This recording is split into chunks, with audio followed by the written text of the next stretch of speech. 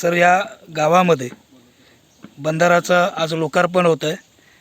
जमीनदार आपण या ठिकाणी जमिनी दिलेल्या आहेत. जमीनदार म्हणून नेमकी काय भावना व्यक्त कराल आजच्या या लोकार्पणाच्या दिवशी? जमीनदार म्हणजे पाण्याची सोय जास्त झालेली आहे, व्यवस्थित असते. विहिरीला पाणी सुटलेलं आहे सगळं. आणि आमचं शेत तर आता आपले माणसं करणारे नाहीत, पण बघू आता याच्यानंतर सगळं शेतच आमचं या बंधाऱ्याखाली येणार. सर काय फायदा होईल, कशा पद्धतीनं फायदा होईल गावाला या बंधाऱ्याचा? आधी पाणी विहिरीला वगैरे पाणी सुटणार जास्त. आता आमच्याच विहिरीत 1-1.5 फूट पाणी वाढलेलंच आहे.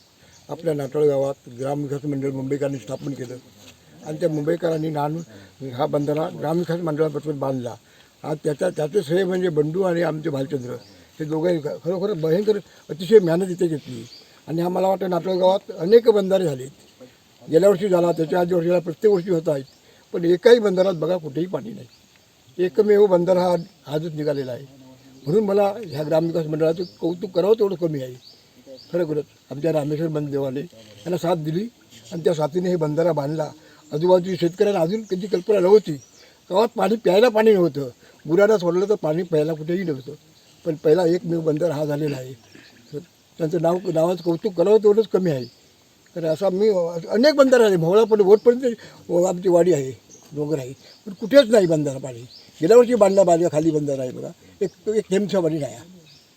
पहिला म्हणजे तांब्यावर पाणी पाहिजे, त्या बंधारात पाणी तांब्यावर पाणी नाही. आज पुढचे थोडं आणखी 4 महिने आहेत मेपर्यंत.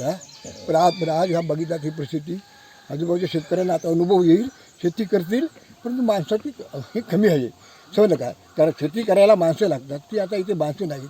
जर ते आपल्या तरुण पिढीने यादात घेतलं तर ती शेती होईल. पण उन्हाळी शेती केल्यानंतर भाजीपाला म्हणा, जास्त मोठी नको म्हणून भाजीपाला आपले ज्याला आपल्या सुखसोयी रोजच्या पाहिजेत त्या मिळू शकतील.